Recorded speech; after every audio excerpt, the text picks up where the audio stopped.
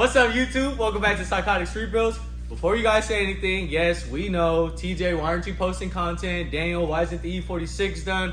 Well, we have a slight problem. Back in November, we ordered this part from this company. Not gonna say any names, Serial 9. But yeah, we ordered this part back in November, and today's currently January 20th. The manufacturer said that they're missing some components, which is why we haven't got our product yet. And that caused the build to get slowed down, and that's why we haven't been posting any videos yet. Let's go ahead and show you guys what part we're talking about and why it slowed down the build so much. All right, guys, so the part we're talking about from Serial 9 is their CD999 shifter relocation for the CD09s. The issue we're having is I don't want to have to re-drill or recut this too much, so that shifter actually places at 29.5 inches from the bell housing, and I've actually never ran that shifter or seen that shifter or anything. All I see is pictures. And I don't want to start going and hacking this up and locking in the engine and transmission where it's going to be until I have the shifter, because our hydro and everything all kind of have to be ergonomically placed. So before we can move on with the build, we need that shifter. So let's go ahead and move on outside, and let's go and show you guys why we haven't done the turbo kit welding yet, why we haven't got the drive shaft in yet. That kind of all ties into the shifter and the engine and transmission placement. All right, guys, so we're underneath the car. It's going to show you guys from underneath the shifter placement. So the shifter is actually bolts to the side of here and the top of here. And all this either is going to have to either go, transmission have to go forward or back. So the drive shaft is the main reason. Let me get the yokes. So this is the yoke that goes on here. If we ordered the drive shaft right now where this engine is, and we moved it either an inch back, inch forward, a quarter inch forward or back, yes, we have a little adjustment here with the LOJ speed sensor, but we don't want this yoke to be sitting so out or hitting the transmission case. So that is obviously the reason why we can't order go get the drive shaft made until we get that shifter placed and the engine and transmission locked down in the position they're gonna be. Let's go ahead and move on to the turbo kit. All right, guys, so we did already go ahead and start cutting and taping up some of these fittings. I don't have the welder on this side. We don't want to tack anything up yet because of obviously the engine could be going forward or back. But we did go ahead and get the 2-bolt flanges cut off these manifolds that we explained last time. And I got 2¼ inch V-bands welded onto both sides. And the driver's side crossover tube is going to be something like this, guys. So I'm going to actually try to get it in place real quick, and then we'll show you guys. So that's gonna be the crossover pipe. It clears the alternator pretty good. We're gonna use the 45 here, cut down to a 90, to another 45, to a straight, and comes to another 90 right here. This is all 2¼ inch piping. For the driver's side, same thing. We use a 45 to a 90 to about a 2 or 3 inch leg, and that will go right about there. This is gonna be the merge right here. So we're gonna go ahead and, I did already mark it kind of, but until we get the engine locked down and everything, I'm not gonna go ahead and do this part, because as you guys can see, this merge here is gonna have to be pretty precise where the engine is, but we don't know if the engine needs to go forward and back. So we're gonna go ahead and stop the turbo kit right here, but I'm gonna go ahead and take it off and show you guys how kind of imagine it's gonna be. That comes off of that manifold right about there. We anticipate this merge getting cut right here and merging right into that, and then obviously we'll cut the intersection of that out, go that way. So that's as far as we got on the turbo kit so far. We did get our T4 flange. Yes, some will notice that it isn't a divided flange. It shouldn't matter, but we are it for now. This is all the material we got. This is all 2.5 inch from Stainless Bros. Same thing with that, 2.5 inch from Stainless Bros. These are, we didn't get the straights from Stainless Bros, but we did get them from Summit, the 2.5 and 2¼ but we did go with this big guy. It's a VS Racing 60 mil wastegate. Only reason I went with this big, hopefully I didn't make it too big, but is because we only plan on running like 4 or 5 pounds of boost. We want to be able to dump the boost as much as we can, especially because it's for drifting, so we don't want too much power on. But if we ever did want to turn it up, hopefully this thing would seal and be able to make this thing make some power. Moving on to the rest of the turbo kit, guys, for the intercooler piping and stuff.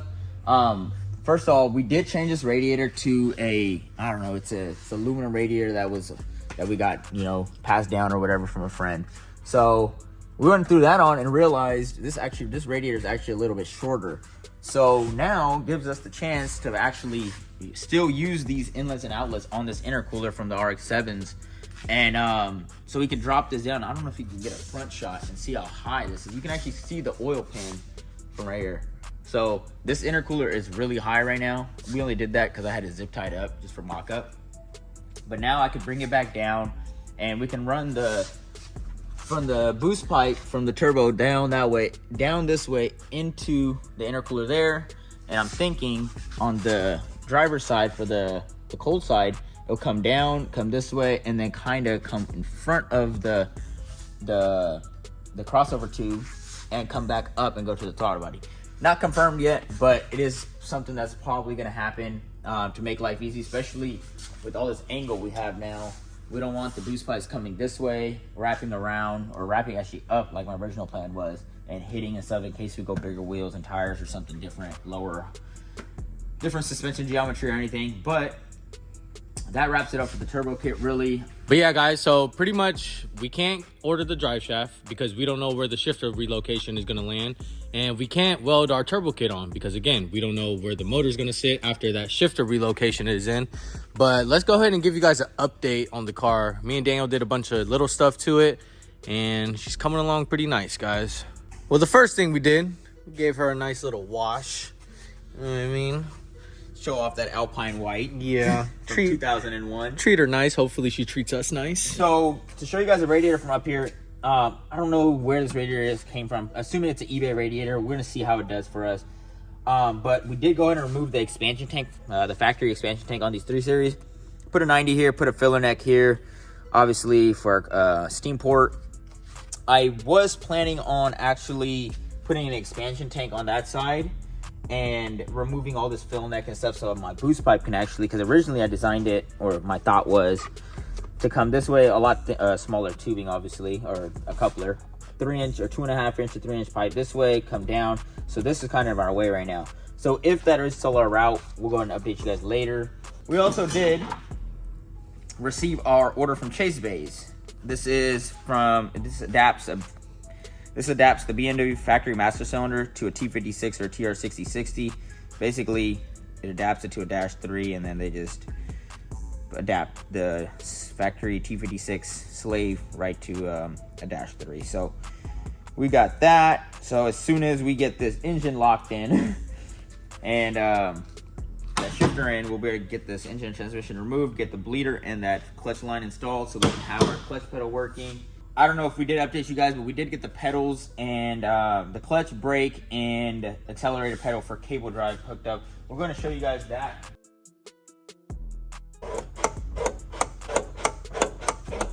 Wop wop. Just a reminder for some people that haven't seen the other videos. First of all, go make sure you go watch the previous videos. But this car used to be automatic, so we did go ahead and go with the factory clutch and brake pedal.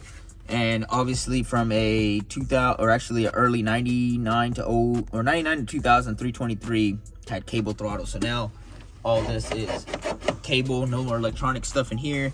We eventually will upgrade to a metal pedal because I'm pretty sure that plastic one's gonna break. But for now, she's pretty good. Let's go ahead and show you guys the interior. I know we probably mentioned it previously. The interior, we did gut it pretty good, and we do want to put some hard motors for door panels and a couple pieces in here and there. But for the most part, the hydro is in, and I did get the brackets for the dual calipers for the rear for the hydro. We do have to weld them on. I just haven't got the calipers yet. I kind of been delayed it and not really motivated because of the shifter, you know. So it all kind of wraps all around the shifter, you know. If we had the shifter, I could finish this. We could finish this car pretty fast. So the car should be done if it was for that shifter. Oh yeah, the car would be done, or at least for driving, and you know, we can get on to the next steps. But only other changes I think we made, other than washing it, you know, cleaning her up, is we did change the fuel feed line, huh? And that's really it. Yeah, she was bogging out at first. Yeah, so let's go into, I wish I could show you guys, but I kind of have all the spark plug wires and everything out for the turbo kit. So this is the fuel pressure gauge right here. And startup and idle, we set it to 58, 60 pounds, totally fine. Anytime you blip the throttle with no load even on it, because obviously no drive shaft or anything, just normal throttle from at standstill, fuel pressure would drop to almost 20 pounds. So I was like, what's going on? What's going on? Come to find out, that 044 Bosch fuel pump we had, it was suffocating itself. So it wasn't able to suck enough fuel into it, so causing the fuel pressure to drop. So let's go ahead and go up and show you guys. All right, guys, so coming back here, don't mind the mess. We have our 044 Bosch fuel pump and our inline fuel pump that's been removed. But originally, we had this dash 6 feeding it, which probably would work, but we had it actually running this way and over the subframe, as some may notice before. It went over the subframe, back in, all the way around, into the filter, then into the pump. We think it was fighting gravity at that point. Yeah, so yeah, exactly. It wasn't able to suck from the height, I guess. I'm no scientist, guys. But we basically went ahead and removed everything from the pump. We put a dash 10 on here, and then we put it right into a gas can. And that gas can right there, actually. So we did that, ran perfect. No fuel pressure problems at all. So I was like, okay, well, we already have dash 10 stuff. So let's go ahead and we have a dash 10 fuel cell. Let's go ahead and run a dash 10 to the fuel filter and to the pump. Well, actually, we ran it straight to the pump. And it helped a little bit, but it was still doing the same thing. But as you guys can notice, we have 30 feet of fuel line right here. So once we get all this cleaned up, I'm hoping it solves all the problems we're having, because we're not planning on going over the subframe. I think we'll go kind of under the diff, through this hole, and then over. It's probably not the safest, but it's kind of our only route for now. I mean, eventually, I would like to relocate that pump maybe back here or somewhere where it can be on the same height as the fuel cell. So that way it just sucks it through there, but it sucks because we have to run an inline filter also. So future changes coming soon, I don't know, whatever. My main scare was that the 044 was pushing so much fuel that it was, I guess a lot of people run dash 8s to a dual dash 6, but we ran a dash 6 to dual dash 6. So luckily it wasn't nothing on the feed side that was the problem. So obviously we still had to come back in and tidy all this up, guys, but it's got the welded diff installed already. This isn't actually an automatic 3.28, I believe it is. I am in the works of getting a 2.93 from a manual car, because it's gonna have plenty of power. I don't think it's gonna need that much gear reduction to break these tires loose. All right, guys, so we did also raise up the front suspension. I don't know if you guys remember from the angle kit video, this thing was dumped and didn't want to steer or turn or anything, you know, so it still doesn't want to turn right now because it's turned off, but there's a whole bunch of clearance now. So the front, I did raise it up, and the rear, we did raise it up a little bit. So obviously we'll come in and do an alignment and raise and lower.